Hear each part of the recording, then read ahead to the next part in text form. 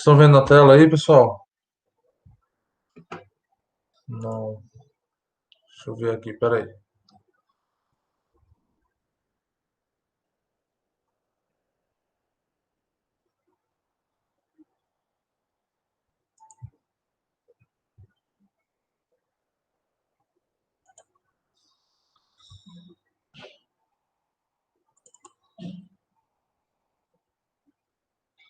E agora?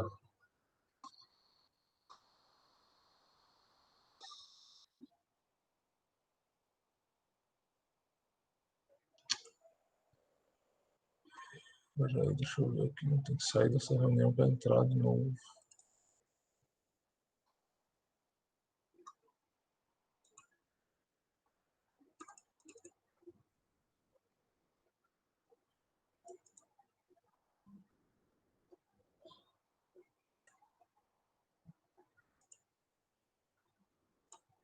Peraí, viu, gente? Tô tentando resolver aqui. Só um momento.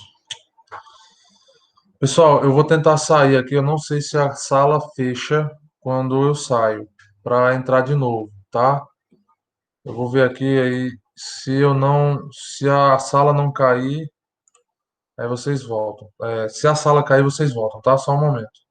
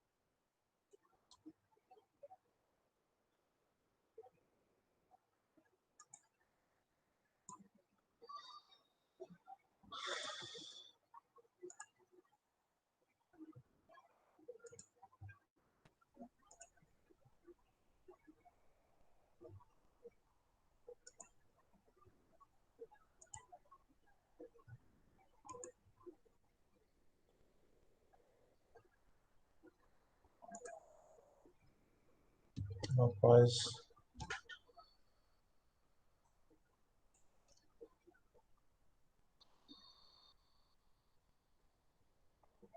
Pessoal, vou ter que fechar a sala. Qualquer coisa eu boto lá no grupo novamente o link de entrar aqui, tá? Não, pera aí, apareceu. Tá aparecendo agora, gente? Apareceu uma mensagem aqui, ó. Vocês estão vendo a apresentação aí? Pronto, beleza. Tá, entendi.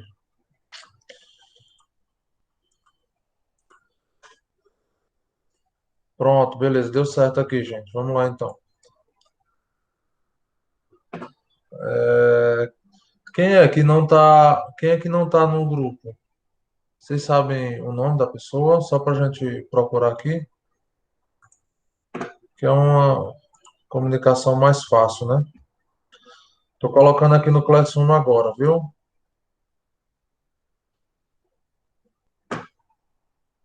Bom, então vamos lá. Se todo mundo estiver vendo aí, vamos começar a aula, tá? Isso, madeira, exatamente. Vamos lá, gente.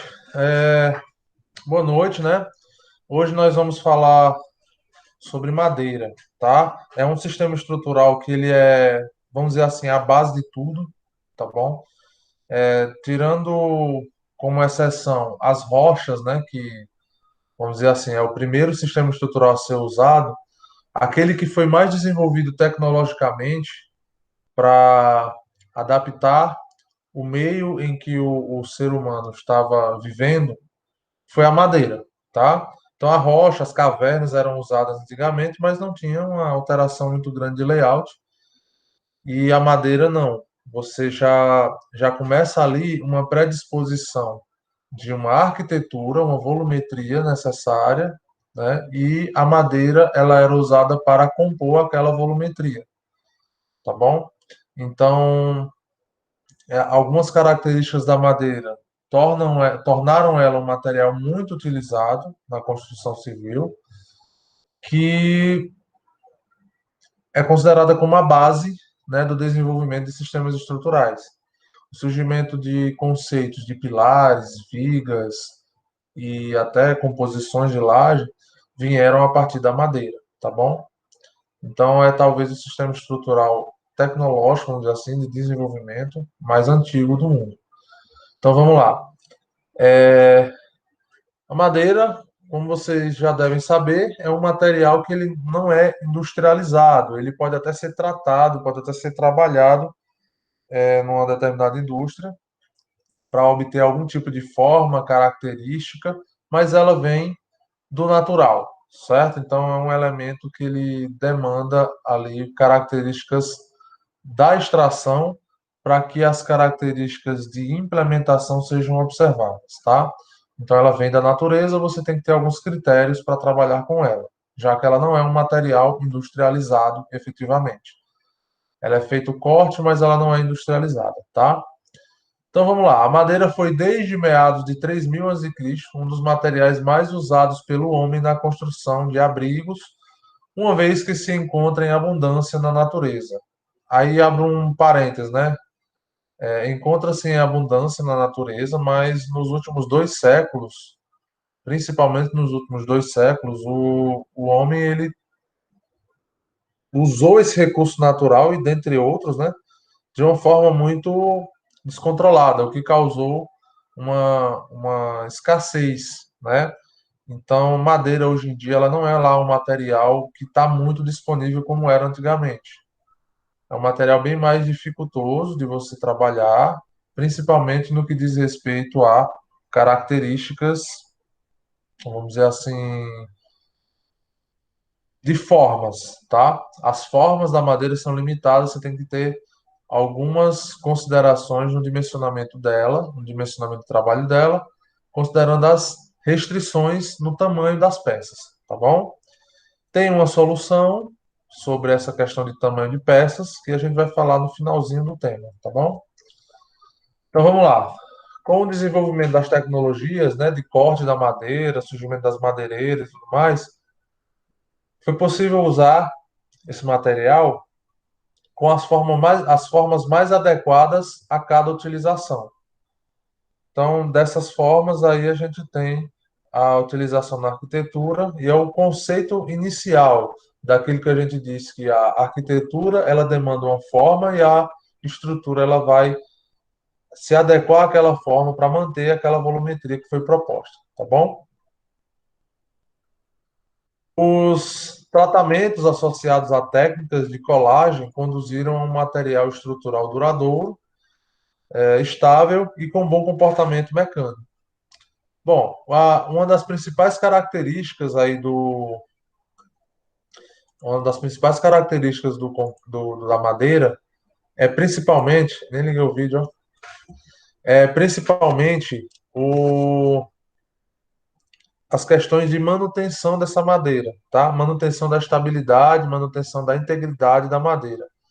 Então, a madeira, se você não tiver cuidados com ela, ela se degrada, ela se deforma, e isso vai provocar algumas particularidades, algumas deficiências nos elementos arquitetônicos, que podem causar, por exemplo, uma deformação antecipada, né? Bem antes do seu limite de vida útil da edificação, você pode ter alguma deformação exagerada, trincas, estralos, falhas, etc. Tá bom? Patologias. Então, quais são os cuidados que eu tenho que prever na madeira? Daqui a pouco nós vamos ver que os cuidados principais que eu tenho que ter com a madeira é com a variação de umidade, foquem na palavra variação de umidade, tá? E com relação o material, que tipo de madeira, a densidade que você está usando na composição dessa volumetria, dessa estrutura, tá bom? Então é sempre lembrar, para manter a madeira bem, você tem que proteger ela contra os intempéries e principalmente contra a variação de umidade. E em segundo, para que ela dure bastante, você tem que escolher a densidade correta, a madeira que tem a densidade correta para o trabalho, tá bom? Então, são os dois principais quesitos sobre estruturas de madeira. Daqui a pouco eu vou mostrar para vocês o que a madeira pode fazer, né, pela arquitetura. Então, vocês vão ver alguns exemplos de arquiteturas que utilizam a madeira e tem algumas particularidades que eu vou mostrar para vocês. Como, por exemplo, não é ideal você colocar a madeira apoiada no chão, né? Porque ali você tem um contato com a umidade do solo e a variação de umidade do ar com a umidade do solo vai acabar deteriorando a madeira mais rápido, tá bom? Então, geralmente, quando você vê, por exemplo, uma madeira direto no chão, a parte do chão dela que está em contato com o chão começa a se degradar mais rápido, né? Então, é ali que, por exemplo, pode surgir trincas, falhas, pragas, né? Cupim, etc, tá bom? Então, daqui a pouco eu mostrarei para vocês esses principais elementos que devem ser considerados na escolha da madeira, tá? Então vejam que a madeira é um material que é usado há muito tempo, né? Muito tempo mesmo. Como principal elemento estrutural, a madeira como principal elemento estrutural para habitações humanas teve início quando os grupos de indivíduos deixaram de ser nômades e passaram a cultivar seus alimentos em regiões com disponibilidade de recursos. Isso aqui é uma história que se repete bastante. Em várias civilizações, quando o homem ele se estabelece em um determinado local, ele precisa de abrigo.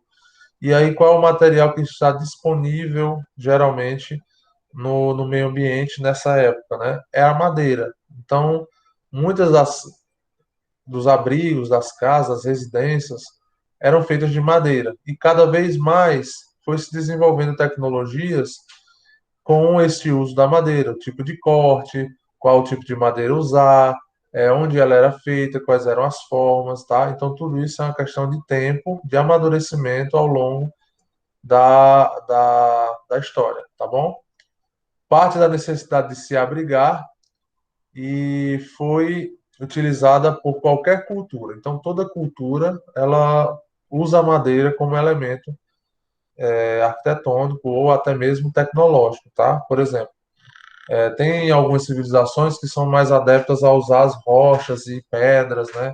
Principalmente aquelas que se desenvolvem perto de vulcões, onde eu tenho inativos, né? Que tem uma grande quantidade de rochas vulcânicas ali para edificar as suas arquiteturas, né? Mas mesmo assim, mesmo que não seja o principal elemento estrutural, a madeira é usada ou como elemento construtivo ou como elemento de apoio para transporte, para fazer barragens, etc. Tá bom? Mesmo que em períodos distintos, né? Cada cultura utilizou sim a madeira como seu elemento estrutural, devido à sua disponibilidade e forma natural e abundante, tá? Então aqui só para exemplificar um pouco, ó, eu tenho a madeira como elemento inicial, né? Então você vê aqui algumas formas básicas de estruturação, ainda de uma forma empírica. Quando a gente fala empírica, é aquele conhecimento que você não estuda a fundo cada item dessa tecnologia, né? Desse conhecimento, mas você sabe que ele é daquela forma, né? É tipo, eu apelo muito para esse conhecimento de vocês, empírico, né? Quando eu, por exemplo, utilizo a deformação de um determinado material para que vocês consigam entender como é que um material, como é que uma viga estrutural ela funciona, né? Então você entende que um material ele tem uma determinada resistência e que cada elemento tem a sua responsabilidade na estruturação, tá? Seja o pilar para receber cargas verticais, as vigas como transporte de cargas horizontais até os pilares e os suportes de laje como elementos planos, como elementos onde eu vou aplicar a carga diretamente para que seja transmitido para as vias. Então aqui, pessoal, vocês conseguem visualizar, ó, como uma evolução, uma breve evolução aí de como eram as estruturações com madeira, né? Cada cultura tem o seu formato e num determinado momento, em algumas culturas, principalmente as que são mais desenvolvidas, onde a tecnologia ela se desenvolve mais rápido, você tem o surgimento de abrigos bem mais estruturados de madeira. Daqui a pouco eu vou mostrar como os elementos de madeira são hoje, né? Como é que eu posso usar hoje na arquitetura elementos de madeira.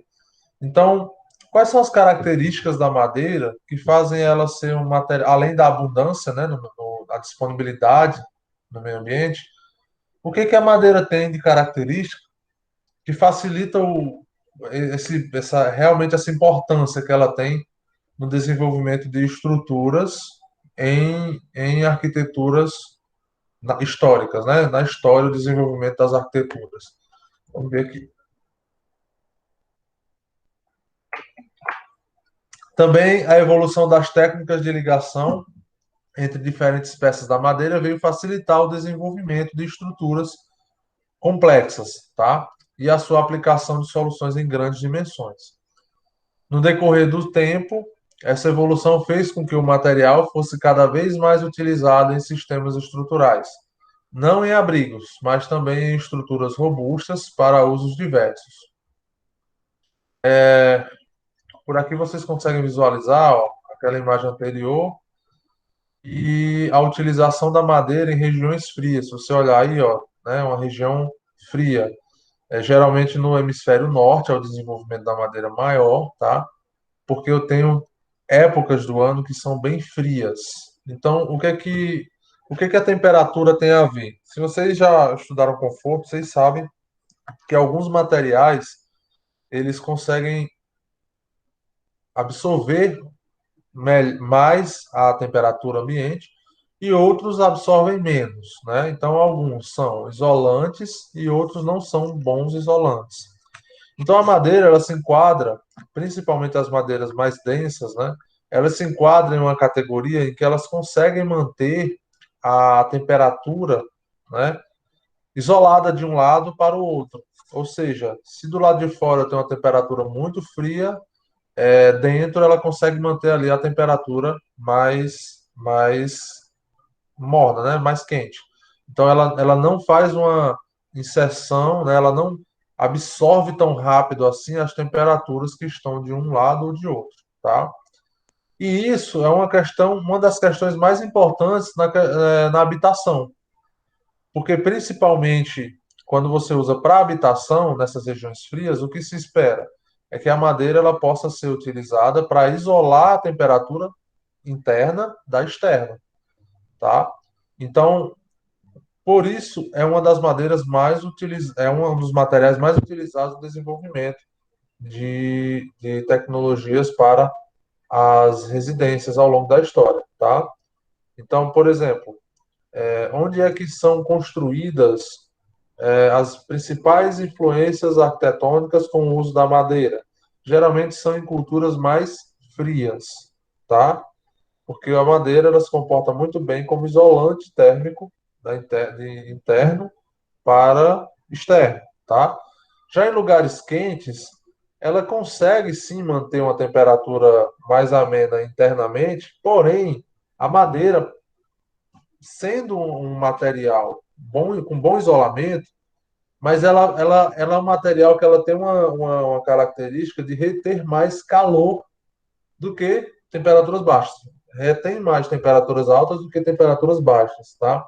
Ou seja, no frio ela é ótima para isolar a temperatura dentro, mas quando está quente, você conseguiria isolar ela temperatura interna um pouco menor, porém ela esquenta mais fácil, né? A madeira ela esquenta mais fácil do que esfria. Então, em regiões quentes, não tem muita lógica eu estar usando a madeira. Então, é por isso que você, em regiões mais quentes, você não observa tanto assim a madeira como elemento utilizado em suas arquiteturas, tá bom? Até ainda utiliza, mas não é tão presente, não é tão marcante quanto em regiões frias. E as regiões frias que nós conhecemos, hemisfério norte, principalmente devido à inclinação aí da Terra, né? Então, o hemisfério norte tem temperaturas mais baixas e nessas temperaturas a madeira se desenvolve. Então, nós temos aí quais são as influências arquitetônicas que utilizam muito a madeira. Itália, Estados Unidos, Grã-Bretanha é mais pedra, também usam muito pedra, muita rocha, mas também tem a influência da madeira. Então, se você observar as culturas aqui no Brasil, né, que vêm da Europa, né, que vêm ali do hemisfério norte, elas trazem essa cultura, né? Até os holandeses aqui em Pernambuco trouxeram um pouco dessa cultura nos moinhos, né? Antigamente, nos moinhos, as casas eram feitas de madeira, tá? Não pegou muito, principalmente por questões de temperatura, sim, também. Mas lá no sul, por exemplo, né, onde nós temos muita influência italiana, muita influência francesa, então nós temos sim a presença de arquiteturas baseadas naqueles princípios europeus, né, que utilizam madeira, inclusive. Hoje em dia, você tira um pouco a madeira de cena, principalmente pelas questões legais, né? Madeira de lei é muito cara. Por quê? Porque tem toda uma questão de replanteio, utiliza várias terras. Eu vou explicar esse negócio de replanteio, que fazem com que a madeira fique cara, né? Então, madeira de lei mesmo, madeira que obedece à legislação de extração, é cara. Então, já fica aí uma dica, tá bom? Se você vai propor na sua arquitetura uma estrutura de madeira, você tem que vender isso para o cliente que está disposto a pagar por isso, tá? Então, por exemplo, o cliente chega, eu quero fazer uma casa lá no Caldas, com um clima mais ameno e tudo mais. Uma casa lá no Caldas, com uma vista bacana e tudo mais. Até o próprio ambiente já lhe dá uma certa, vamos dizer assim, a coisa de casa em contato com a natureza que ela está em volta, aí você sim propõe uma estrutura de madeira, por exemplo. Agora, aqui na região, aqui embaixo, né, vamos dizer assim, aqui no Juazeiro, é um pouco complicado de você fazer isso, principalmente devido à influência da madeira na temperatura, tá? Em temperaturas quentes, a madeira ela é um bom isolante, porém, ela não é tão eficiente como em regiões mais frias. Então, por exemplo, onde é que a gente vê aqui na região, pelo menos eu tenho conhecimento de visualizar residências com estruturas de madeira, é Grangeiro, é Caldas, Arajara, locais no pé da serra que tem um clima mais ameno, né? Então, você realmente tem. E outras, são casas de um poder aquisitivo considerável, não são casinhas populares, não. São casas simples, não. São realmente casas muito bem desenvolvidas, sofisticadas, tá? Se tiver alguma dúvida, vamos falando aí, tá, gente? Ó, na atualidade, as soluções estruturais em madeira, por exemplo, para edifícios, né? Às vezes, alguns alunos, quando ouvem falar isso, dizem, "Pô, para edifícios, fazer um prédio com estrutura de madeira, sim, dá certo, sim. Pode-se considerar competitiva, né, a utilização da madeira com as alternativas disponíveis. São amigas do meio ambiente, eu vou explicar um pouco isso, e proporcionam soluções que, em termos arquitetônicos, podem muitas vezes considerar-se superiores. É aquela coisa, o apelo da madeira é aquela coisa mais viva, né? Eu acho que ela traz ela acrescenta valor à arquitetura, ela dá valor à arquitetura, e a arquitetura fica muito mais sofisticada, muito mais bacana, muito mais bonito, né? Toda casa de madeira é bonita assim. Quando você gasta um dinheiro para fazer uma casa de madeira, você realmente sabe que o resultado é o primeiro impacto já vai dar aquela, vamos dizer assim, o impacto da uma estrutura de madeira já é muito positivo na arquitetura, né? E aí eu vou explicar para vocês essa questão aqui, Paulo, como é que usar a madeira como elemento estrutural é ser amiga do meio ambiente. Bom, antigamente a extração era feita de forma maluca, né? Ah, vai lá, derruba tudo, pega a madeira e pronto. Não tem questão de meio ambiente, não tem isso. Completamente errado.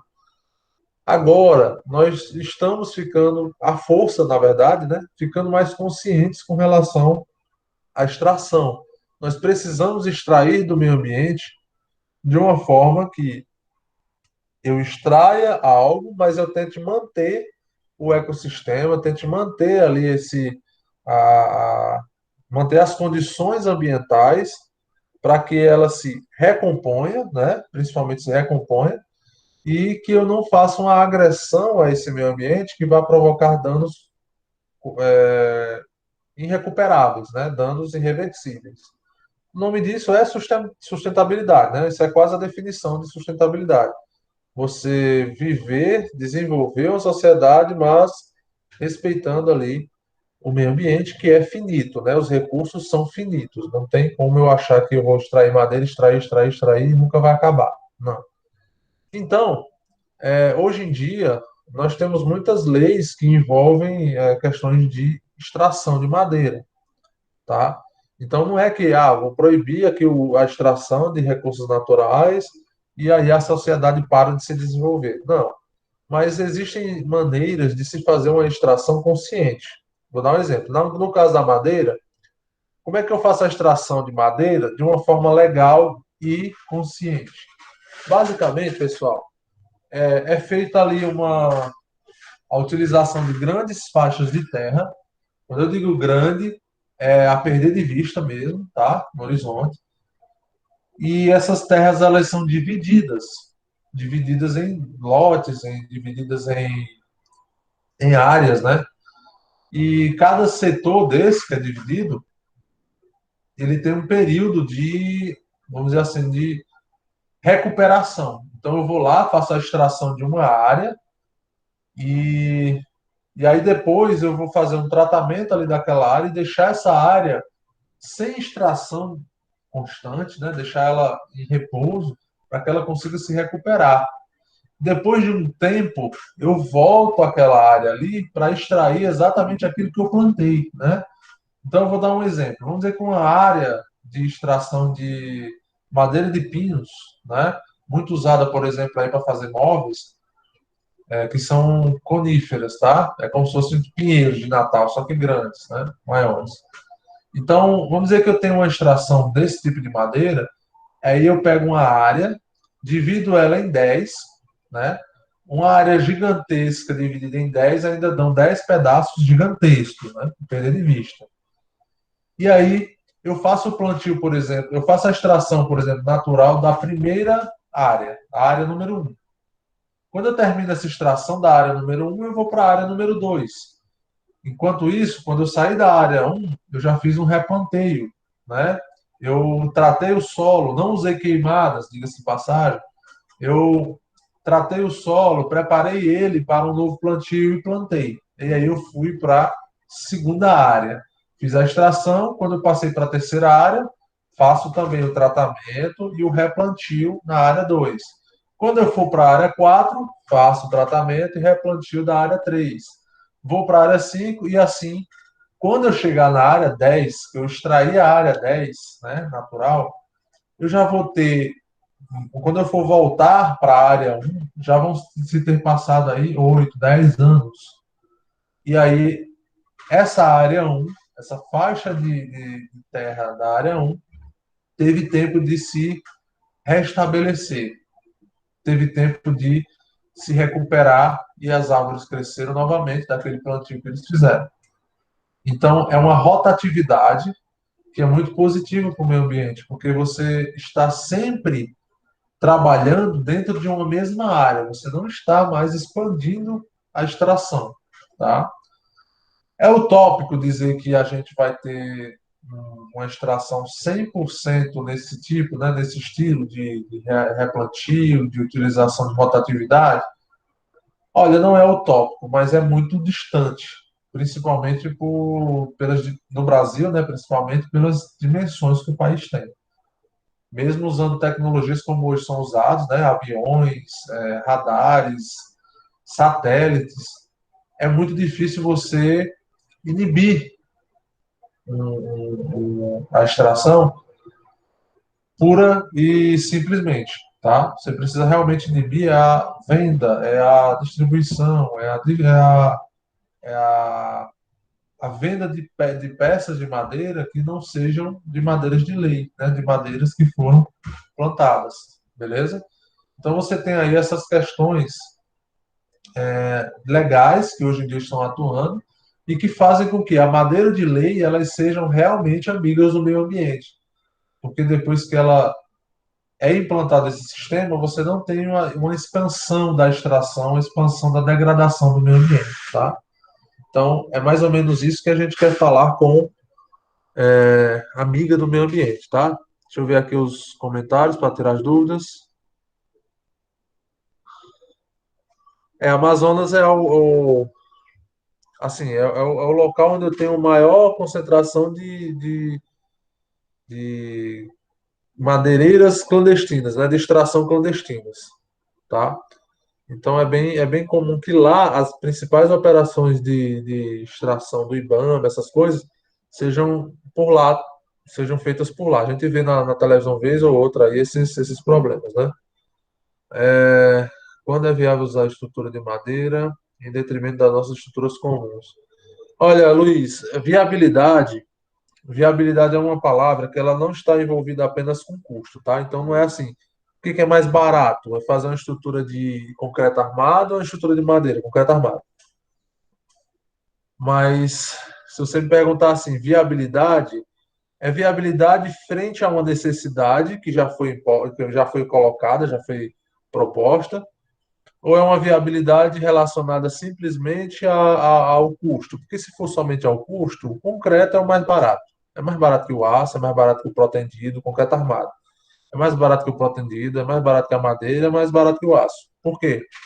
Porque é o sistema estrutural mais comum, com menos mão de obra especializada, que tem materiais disponíveis no dia a dia para você fazer, tá? Estrutura metálica já tem uma problemática, tem um preço, um custo de aquisição, custo de montagem, equipamentos de içamento, etc. Tá? Madeira. Madeira, se for, a gente tem sempre que considerar, se eu for construir uma estrutura de madeira, ela tem que ser uma madeira de lei.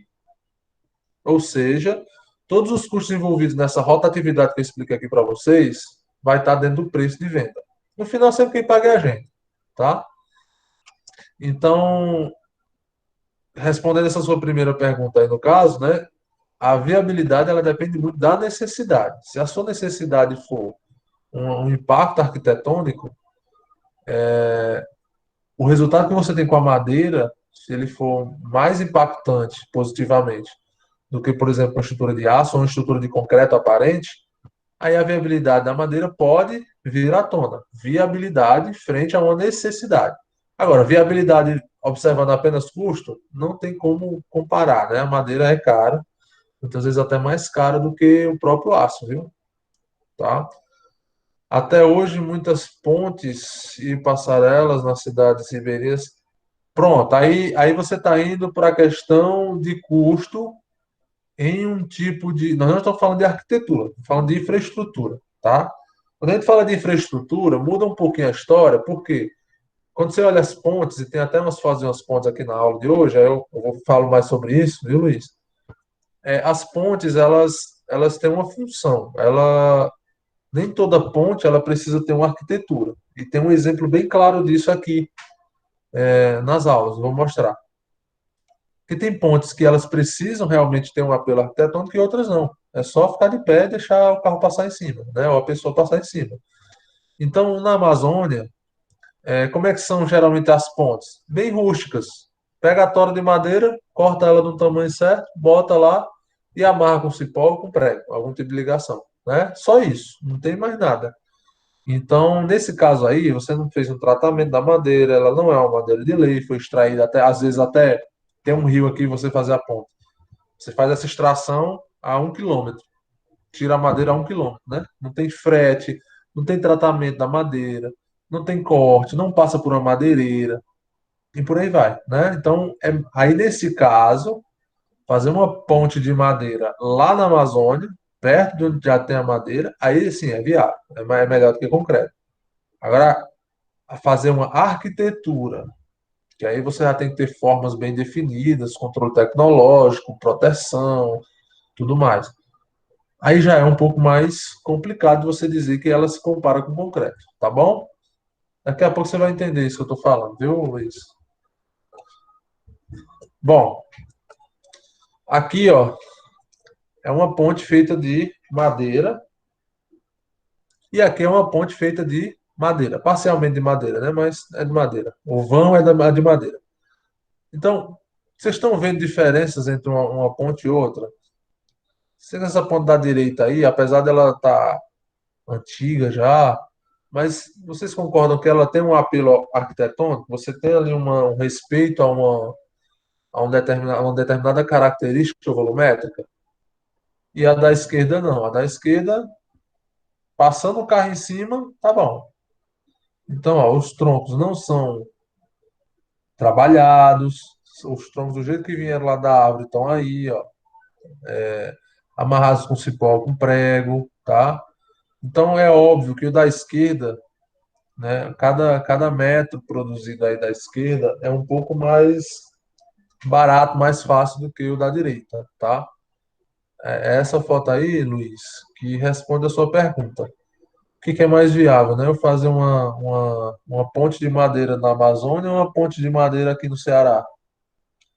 É óbvio que na Amazônia você tem a disponibilidade de material próximo ao local de aplicação e lá é mais fácil. Agora, é mais fácil, é mais interessante eu fazer uma ponte de madeira trabalhada como essa da direita, que tem uma arquitetura, né? Que tem um projeto de arquitetura. É mais tecnológico eu usar ela ou fazer a outra? É óbvio que ela vai dar um pouco mais de trabalho.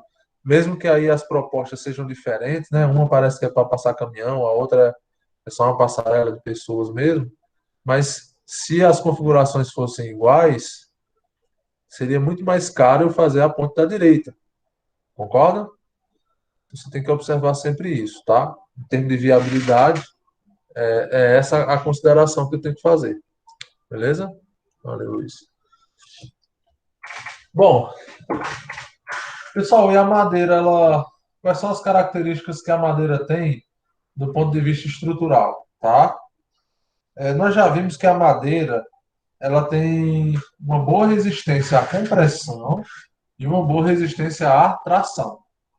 Só que a ordem de grandeza dessa resistência, ela não é igual à de um aço, por exemplo, tá? Então, eu tenho uma estrutura que ela consome mais material para resistir ao mesmo esforço. Então, a estrutura de aço é muito mais esbelta do que uma estrutura de madeira, porque a madeira ela vai consumir mais material para resistir ao mesmo esforço, tá? Ou seja, quando a gente falar de estruturas de madeira, como é que deve ser a volumetria do arquiteto vai propor? Inicialmente, de cara, tá? Vai ser mais grossa. Então, nós estamos falando de pilares mais grossos, principalmente se a estrutura for de 2, 3 andares. Pilares mais grossos. O que mais? As vigas, né? Os vãos vão ser menores. Não é que o vão pode ser grande, mas com as vigas mais fundas, né? Como a gente faz em concreto. Não. Porque eu tenho que a limitação de altura de perfil, né? A altura da viga de madeira, eu não encontro ela de todo o tamanho que eu quiser, não. No concreto é só eu fazer uma forma do tamanho certo, botar o aço pelo dimensionamento, que eu posso vencer um vão até de 20 metros aí usando concreto armado.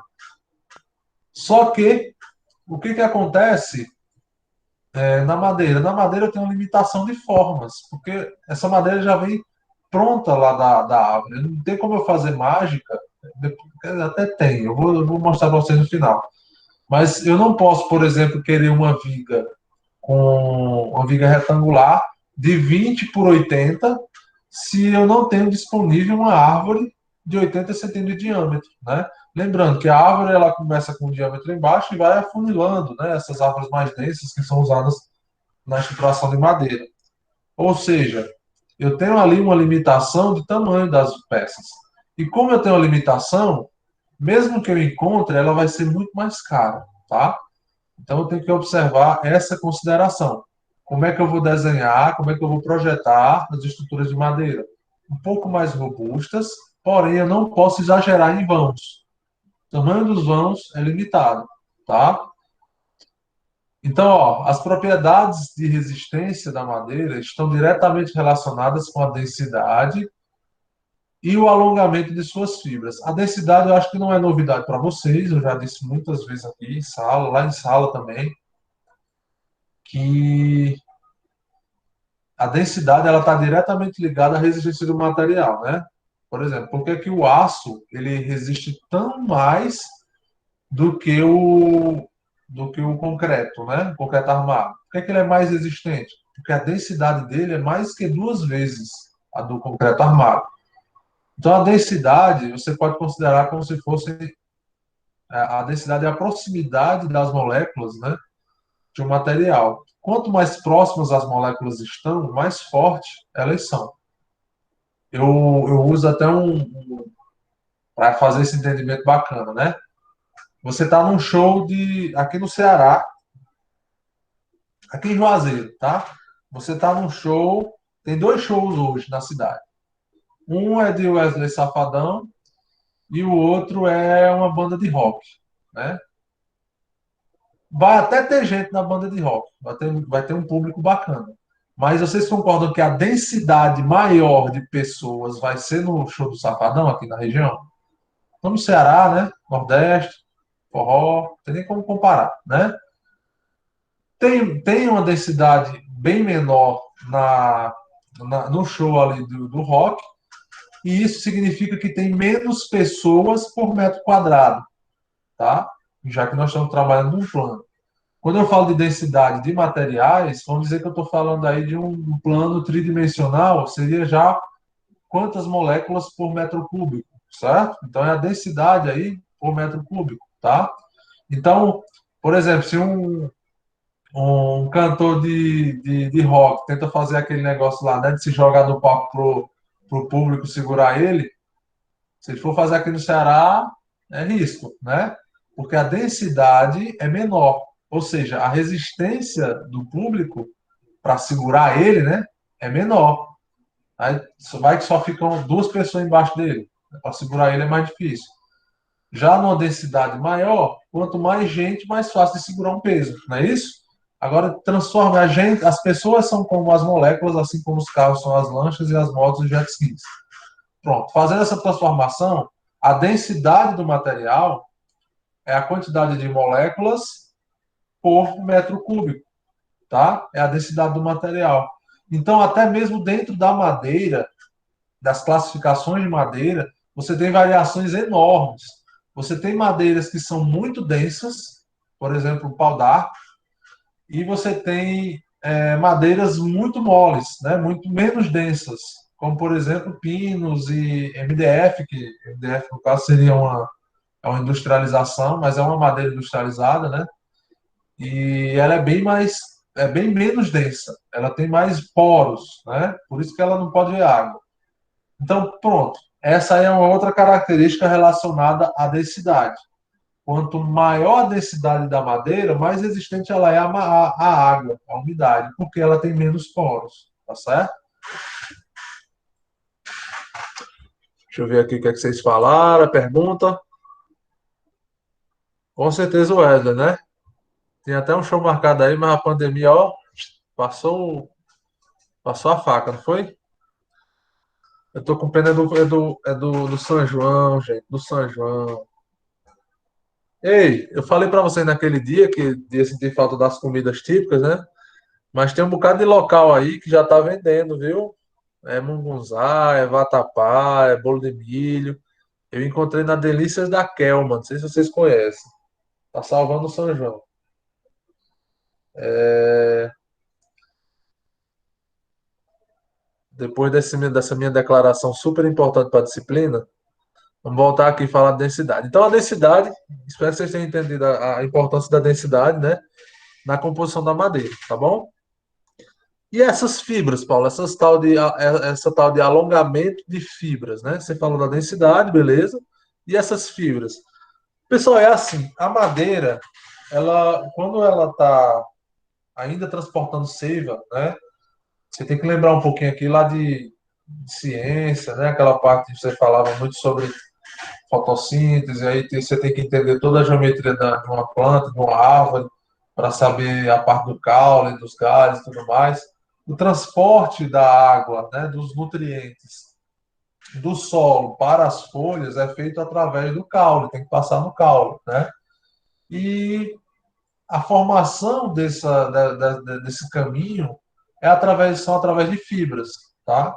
Então, quanto mais a árvore vai crescendo, mais ela precisa de fibras, né? Mais ela precisa de tronco mais grosso, para além de suportar o peso da árvore, também fazer o transporte de nutrientes para o resto das árvores, tá bom? Então, essas fibras, se vocês prestarem atenção, quando você corta uma madeira, ela tem um bocado de anéis. Não sei se vocês já viram, né? Um bocadinho de anéis. Daqui a pouco eu mostro. E esses anéis, quanto mais anéis você tem, né, mais, vamos dizer assim, mais velha é essa árvore, tá? Então é como se fosse a idade dela ali. Ela tem um ciclo, aí você tem que conhecer os ciclos, né? Ela tem os ciclos e o crescimento dela está relacionado a essas fibras que fazem a alimentação de toda a árvore, tá? Quando eu corto uma árvore, a estruturação dela fica atrelada a essa coesão das fibras internas dela, tá? Então, se você corta, por exemplo, vou tentar fazer uma associação aqui bem esdrúxula para vocês, ver se vocês conseguem entender aí de uma forma mais simples. Imagina que você pegou um pacote de macarrão, daqueles normal mesmo, né? O macarrão normal, que é as barrinhas, os filetezinhos, e você tira ele do pacote inteiro. Tira o pacote inteiro, você vai ter ali na sua mão um monte de canudinhos, né? Um monte de barras. Todas essas barras, se você tentar quebrar elas, né? Quando elas estão muito, né, quando você tem muitos macarrões, ela tem uma certa resistência. Não é tão fácil assim de quebrar. Mas se você pega um só daquele, você quebra tão facilmente, né? Até sem querer você quebra. Nas fibras é mais ou menos isso, tá? Então, quanto mais antiga é a árvore, mais resistente ela é. Quanto mais, quanto maior a quantidade de fibras, também mais resistente ela é, tá? Então, a ideia é mais ou menos essa. Você tem que olhar a densidade da árvore e o alongamento das fibras, né? Quantas fibras você tem ali, qual é a coesão das fibras que essa madeira tem. Então, dependendo de como você trata essa madeira, ela pode ser mais resistente ou menos resistente. A densidade não muda, concordo. Mas o alongamento das fibras, se você cortar num ângulo errado, o alongamento dessas fibras ela não vai estar adequado à resistência do material. O que é que eu quero dizer com isso? Quando eu faço um corte da madeira, né, por exemplo, eu pego um machado e tento fazer o corte da madeira, vocês sabem que, dependendo do ângulo que eu incido o machado, eu vou ter uma facilidade ou uma dificuldade maior para cortar esse tronco. E isso é exatamente o alinhamento das fibras, tá? Se você tentar cortar transversalmente as fibras, ela vai ter um pouco mais de resistência do que se você tentar cortar alinhado, né? Paralelo às fibras. A linha de corte paralela às fibras. A gente vai discutir mais isso aí ao longo dessas duas aulas sobre madeira, tá bom? De forma geral, as madeiras mais densas, ou seja, densidade maior, são as mais resistentes. Porém, podemos encontrar espécies de mesma densidade, onde algumas propriedades de resistência sejam maiores ou menores do que a outra espécie. E aí está relacionado às suas fibras, tá bom? Então, basicamente, em caracterização estrutural de madeiras, quais são os dois critérios que eu tenho que observar? É a densidade e o alongamento das fibras, tá bom? Repitam. Densidade e alongamento das fibras. Fica a dica aí, viu? É uma consideração bem importante aí no entendimento sobre madeiras, tá bom? Sobre as características estruturais da madeira. Cite dois aspectos importantes a serem considerados na utilização de madeira como elemento estrutural: densidade e alongamento de fibras. Beleza? Aqui, você está observando aí vários anéis. Cada anel desse, ele é composto por milhares de fibras, tá? Então, se eu tentar cortar esse anel, no sentido em que ele foi serrado aí pela motosserra, né? Eu vou ter uma dificuldade maior, como se eu estivesse pegando pela lateral do tronco. Se alguém tentar cortar uma madeira pela lateral do tronco, é um pouco mais difícil, demora mais. Se você joga o machado exatamente no centro aí, ó, o machado descendo no alinhamento, ela vai trincar facilmente. As fibras vão se soltar facilmente. Como vocês podem ver aí, já tem até essas marcas aí, ó, que já são as fibras, já é uma rachadura na fibra, né?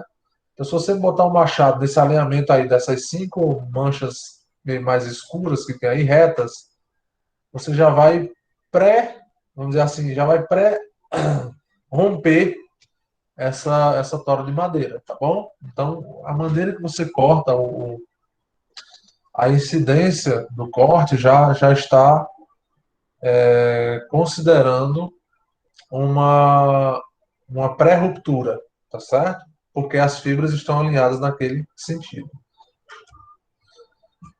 Então, esse aqui é o corte correto. Se você quer fazer uma viga de madeira, você tem que cortar ela não no sentido, assim, é até óbvio falar isso, porque não tem como você fazer uma viga na largura de uma tora de madeira, né? Você tem que fazer realmente no comprimento, na altura dela.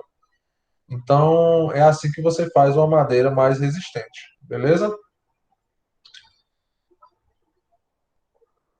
E aí é óbvio, né, gente? Esse tronco de madeira que está aqui, ó, esse tronco de madeira aqui,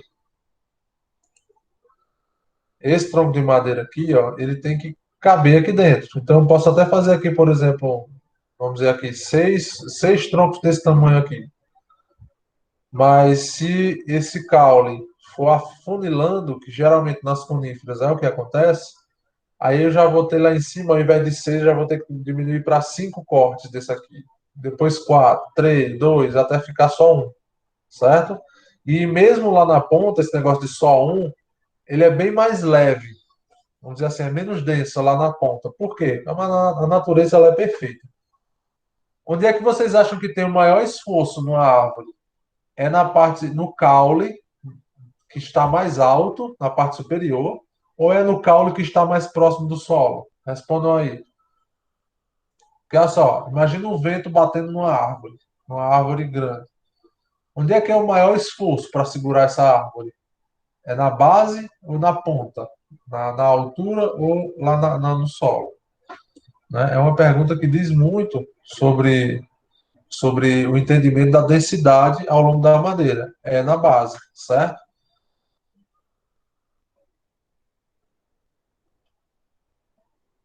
Sim, é saudade do São João também. Mas a delícia da cama tá salvando um pouquinho. O escondidinho de macaxeira de lá, gente, ó, muito bom. Divulgação mesmo, mas não ganhei nem um toicinho, né?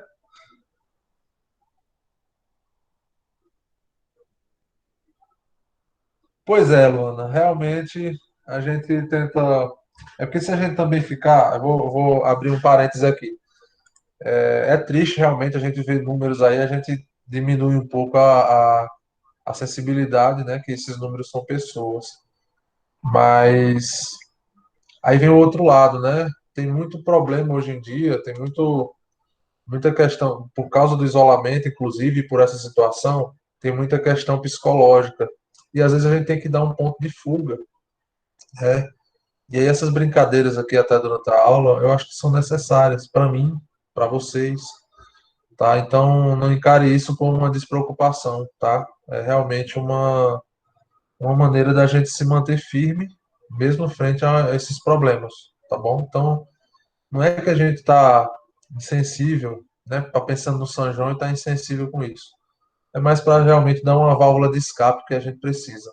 A cabeça da gente fica muito, vamos dizer assim, apertada, né? Fica muito não poder sair de casa, sabendo que tem muita coisa ruim acontecendo e tudo mais. Então a gente tem que ter realmente uma válvula de escape, vez ou outra, tem que brincar realmente, tem que tentar diminuir o estresse, né? Não parece uma insensibilidade, mas não é, tá? É mais uma preocupação de como a gente vai ficar, tá? porque mesmo que a gente não sofra, né? Se Deus quiser, nós não vamos sofrer com mortes próximo da gente. A gente tem a questão psicológica, tem a questão do depois da pandemia, né? Então a gente tem que se manter forte e para isso essas válvulas de escape aqui, a gente falar um pouco sobre coisas que não são tão sérias e tão tristes, né? Então, realmente o clima de São João, ele tem que ser lembrado, mas não tem como ter São João, né? Não só por causa disso, né? Do mesmo jeito que, na minha opinião, mesmo que alguma coisa ali em julho melhore, não tem clima para Expocrato, né? Então vamos lá. Voltando então. A madeira, então, na base, ela tem uma resistência maior. Deixa eu pegar aqui um exemplozinho, ó. Tá aqui. Se eu tenho um elemento que ele está preso na base, tá bom? Está preso na base. E aí eu faço aqui, ó, imitando a força do vento, por exemplo, né? Dizer que o vento está batendo aqui, ó. Aí a maior força é mesmo que você lembrar das estruturas em balanço. A maior força que essa estrutura aqui está resistindo, né? A maior carga é aqui na ponta. É tipo aquela história de eu segurando peso na academia, né? No braço, aqui no punho, o esforço é bem menor do que aqui no ombro, né? Porque a distância é maior. Então, do mesmo jeito aqui, ó. Então, a árvore, ela, olha como a natureza é perfeita. A árvore, ela vai receber essa força de vento e a base vai ter que suportar tudo, não é isso? É como se fosse ao longo do crescimento da árvore, é como se fosse uma malhação para a árvore. Ela vai recebendo aqui as, as forças de vento e aí o caule vai se estruturando cada vez mais, ficando maior e mais denso para estruturar essa árvore, né, esse tronco, para resistir ao esforço lateral aqui, tá certo? Então, é como se fosse assim, a árvore ela vai se desenvolvendo essa resistência ao longo da sua vida. E aí, no final, a base fica muito mais resistente do que a parte lá no topo, né? A parte mais para cima, porque ela resistiu menos ali em cima, tá? Então, é por isso, inclusive, que algumas madeireiras, elas nem utilizam a parte de cima da copa, né? Mais fina. Já joga fora ou usa em outro material, né? Em outra composição. Ainda falando sobre essas resistências, a resistência axial são semelhantes. Para quem não lembra o que é resistência axial, axial é aquela força, né, que age ao longo do eixo longitudinal dessa peça. Ou seja, é a carga de compressão e tração, tá? Forças axiais, quais são? Compressão e tração, tá bom? Tensões axiais. Então, a madeira ela possui compressão e tração bem parecidas, tá? Bem semelhantes mesmo. E a questão aí é só realmente a forma que você vai trabalhar esses elementos estruturais, né? Porque eu tenho que ter formas maiores, já que a resistência da madeira ela é num patamar mais baixo, né? Então, apesar dela ter boa resistência à compressão e à tração, né, no mesmo nível ali, mas elas têm uma resistência bem menor. Vamos dizer assim, enquanto um cabo de aço tem uma resistência de 1.000 quilos por centímetro quadrado, a madeira tem 50 quilos por centímetro quadrado. Então, uma resistência bem baixa, tá?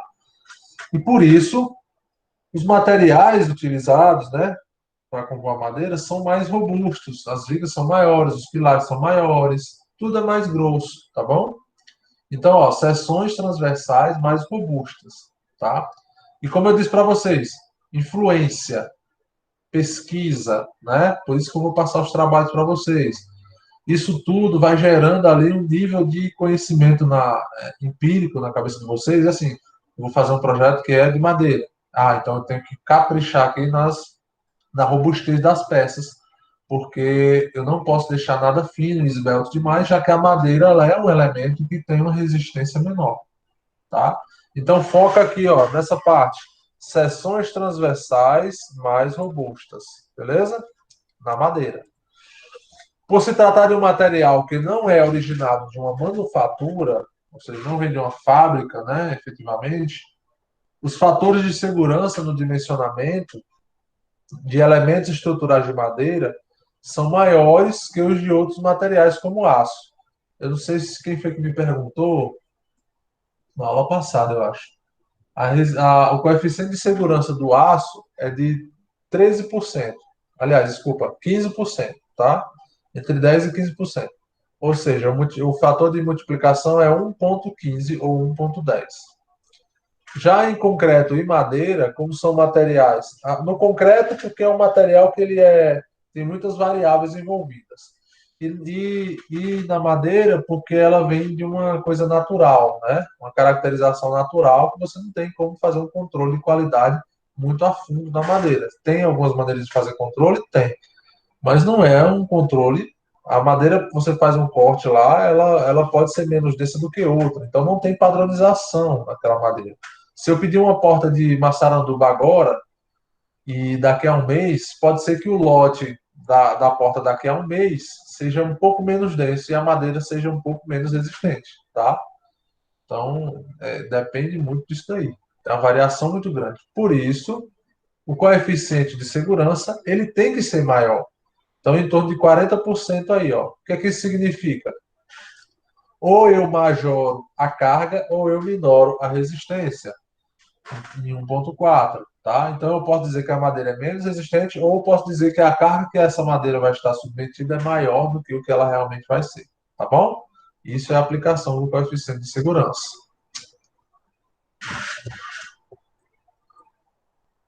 Beleza. Bom, vocês viram lá nas primeiras aulas o gráfico tensão-deformação do aço. Nós vimos que o gráfico tensão-deformação lá do aço, ele tinha várias regiões bem definidas, né? Várias regiões bem definidas e um grande espaço no deslocamento, né? Ou seja, quando o aço começa a deformar sem voltar para o seu estado inicial, ou seja, quando o aço está dentro do seu estado plástico, está tendo plasticidade, aí ele tem uma deformação bem longa antes da ruptura, né? Às vezes até com vários patamares, às vezes não. A maioria dos aços tem patamares de escoamento, né? Então eu tenho ali a região do escoamento linear, eu tenho uma região do escoamento com o endurecimento devido à estricção, certo? Então eu tenho várias regiões. Já aqui na madeira, eu tenho os limites de proporcionalidade, ou seja, os limites de escoamento proporcional, que é nada mais é do que o limite elástico, né, da madeira. Eles têm pontos diferentes, mas a resistência ela é parecida. Vamos lá. O gráfico aqui está me mostrando, ó, eu tenho um limite de proporcionalidade de tração e de compressão. Paulo, as resistências não eram parecidas de tração e de compressão? Sim, mas vocês têm que lembrar que compressão ela sempre vai ficar um pouco abaixo na aplicação mesmo, devido àquela questão da flambagem, né, do material, e como a madeira ela é feita de fibras, essas fibras elas são bem menores e elas vão flambar muito mais rápido, tá bom? Então, limite de proporcionalidade aí, ó, de compressão e de tração. Se vocês observarem, não tem um escoamento muito grande, não. Depois desse limite, eu já estou bem próximo aí de uma ruptura, tá? E isso é uma característica de um material considerado frágil, não é isso? Então a madeira, apesar dela ter um escoamentozinho aí, ó, principalmente na parte de compressão, você tem um material que ele avisa pouco na hora de romper, tá? Então ele tem ali uma caracterização que ele não é tão frágil quanto o concreto simples, mas ele ainda é frágil, tá bom? A madeira, inclusive, ela é considerada por algumas bibliografias um material semidúctil. Por isso que ela é utilizada na construção civil, na estrutura de residências. Porque quando ela vai romper, apesar dela não ter mais nenhum tipo de possibilidade de recuperação, ela dá uns estralos, tá? Que são as fibras se soltando. Então, teoricamente, é como se ela estivesse avisando. Só que não é um aviso assim igual ao do concreto, armado, que depois que o concreto rompe, o aço ainda tem um período bem longo de escoamento, né? Não. Na madeira não é tão longo, não. Né? Se você ouvir estralos na estrutura de madeira, estralos longos, Você vai em algum local visualizar umas fibras se soltando e você tem que realmente evacuar imediatamente, tá bom? Existem diversas espécies de árvores, né, com diferentes densidades. Então, como é que eu faço? Por exemplo, eu estou precisando de uma estrutura para edificar uma casa.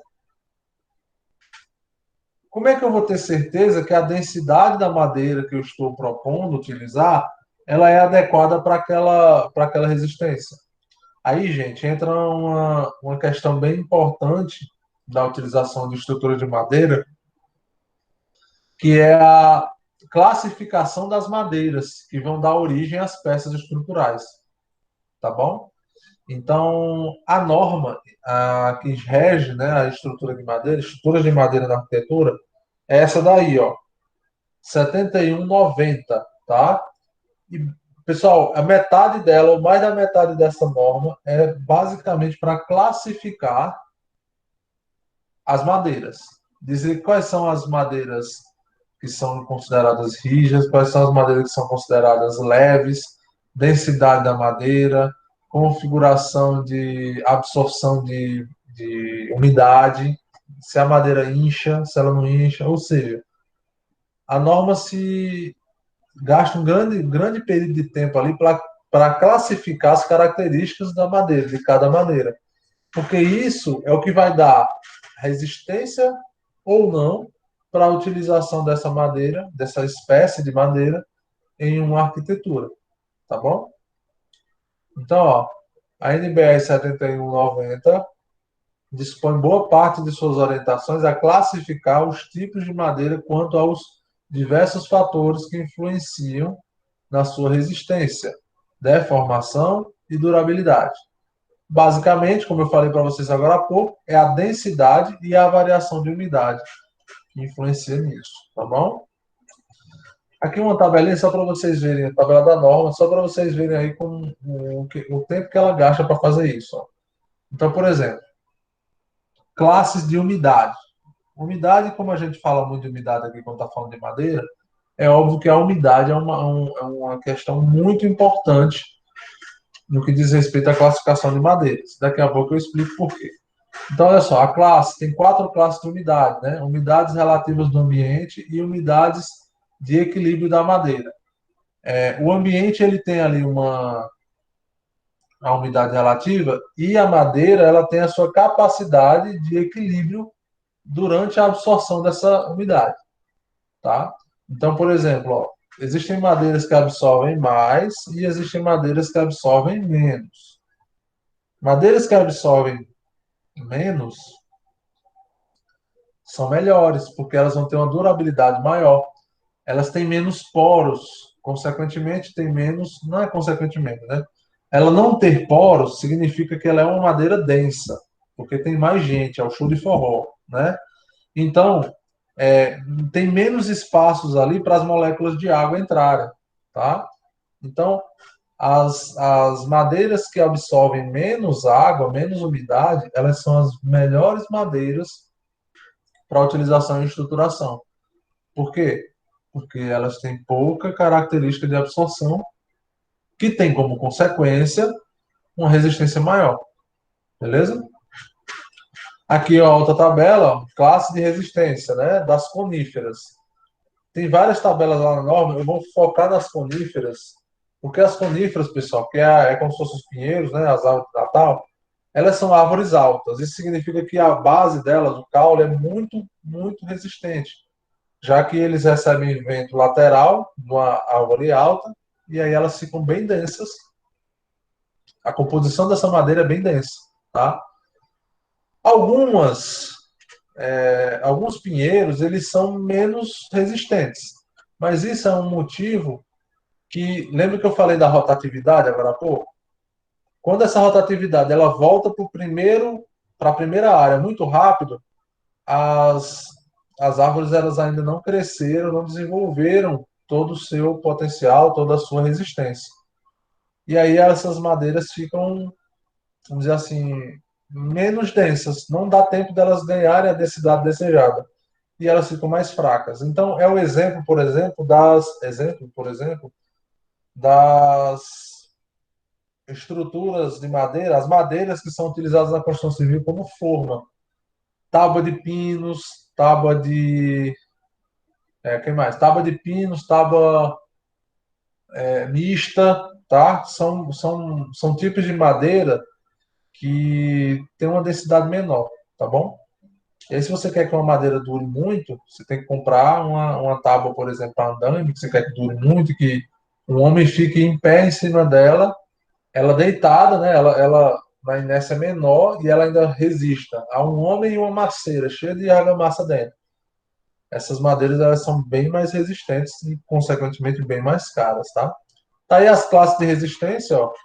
Você tem as principais classes de resistência para a estrutura, ok? Só lembrando, é para a estrutura. Existem madeiras de C10, por exemplo? Tem. Esse C aqui, gente, ó, classe, tá?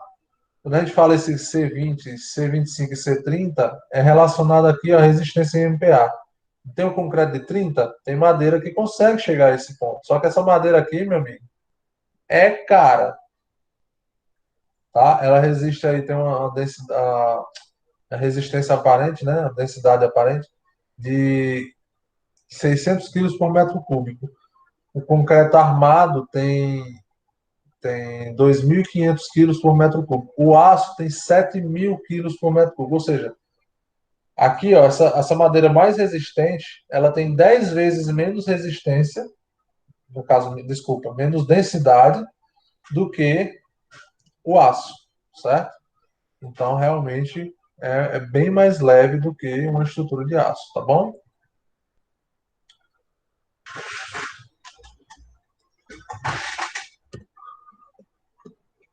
Tá todo mundo entendendo aí, pessoal? É a parte introdutória, né? É mais falando sobre características e a utilização dela, mas é importante que vocês entendam essas características, principalmente essas duas, né? Ó, é, a resistência da madeira, a utilização dela na estrutura está diretamente ligada à densidade que ela possui e às considerações de fibra. Vamos falar mais sobre fibra.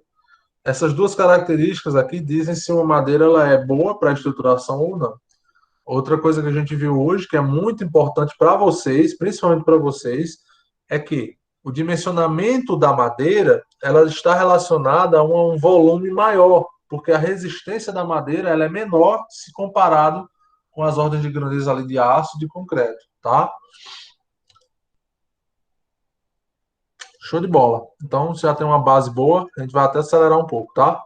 Então, quando for quarta-feira, a gente dá uma concluída nessa parte de madeira e aí nós vamos para o trabalho. Eu vou colocar hoje ou amanhã o trabalho, tá bom? Sobre aço e vai ser naquele molde de estruturas aparentes, para vocês participarem um pouco, tá bom? Para sair dessa rotina aqui de eu dando aula e vocês só assistindo, tá certo? Então, o trabalho vai ser realmente com base em pesquisa. Não, seminário não. Apresentação assim, individual, viu, Ariadne? Porque eu até faço seminário geralmente nessa disciplina, mas nesse cenário agora não tem muita coisa, não dá certo não. Sistemas 2 eu tenho as equipes lá e a gente vê que tem uns que se apoiam em outros, aí a gente tenta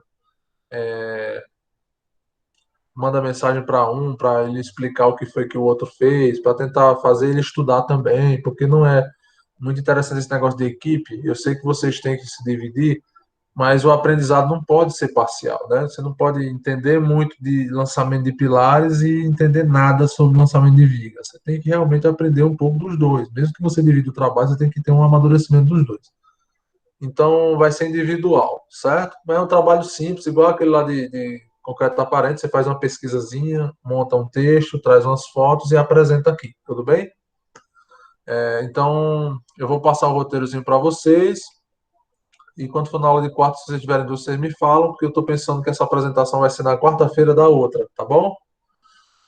Bom, é isso, gente. Introduzimos madeira. Amanhã a gente vê mais a parte de cuidados com a madeira. A madeira ela tem que ter cuidado. Se ela tiver os cuidados que ela demanda, ela pode durar 30, 40 anos, igual o concreto, certo? Então, por exemplo, você tem piers, você tem casas, Você tem pontes que já têm mais de 30 anos, principalmente na Amazônia, né? Você tem mais de 30 anos e elas estão ali, em pé. Por quê? Porque não existe muita variação de umidade, porque lá na Amazônia é úmido, muito úmido o tempo todo, né? Agora, se vem aqui para o Nordeste, aqui para Juazeiro, imagina a madeira aqui no Juazeiro se ela não for tratada, se ela não tiver envernizada, se ela não tiver protegida e tudo mais, né? Aparelhada, que é para fechar os poros e tudo mais. Aqui tem um clima completamente diferente ali entre dezembro e abril, né? Mais ou menos. E outro do outro avesso, né? O avesso a partir de agosto até outubro. Então a madeira sofre muito com isso, né? Uma variação muito grande aí de umidade e de temperatura. Então nós vamos ver mais isso aí na quarta-feira, tá bom, gente? Alguma dúvida?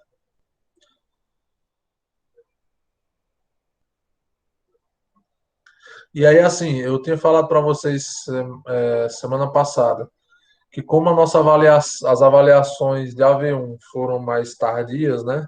A impressão é que essa segunda etapa vai ser um pouco menor, mas é assim mesmo, viu?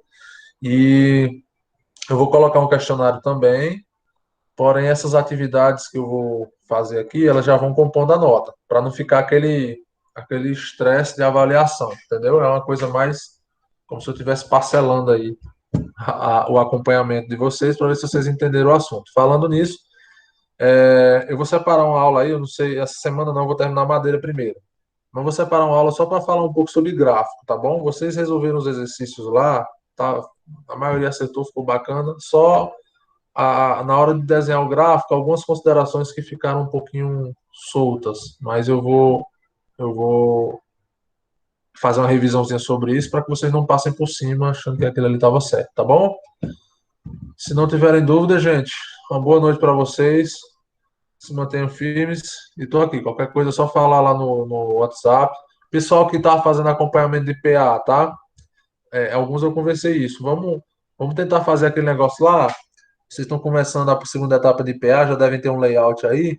Aí já vamos conversar, entendeu? Não deixa para ir ver só por última a estrutura, porque isso aí provavelmente vai fazer você voltar, fazer um bocado de coisa, retrabalho, ao invés de você desenvolver junto com a estrutura, tá bom? É isso que alguns arquitetos estão fazendo aqui na região e estão de parabéns, tá? O projeto sai muito mais redondo do que se o arquiteto trabalha lá no escritório dele e o engenheiro no outro, aí o resultado não é muito bom, não, tá bom? Valeu, gente. Boa noite, viu? Um abraço para vocês.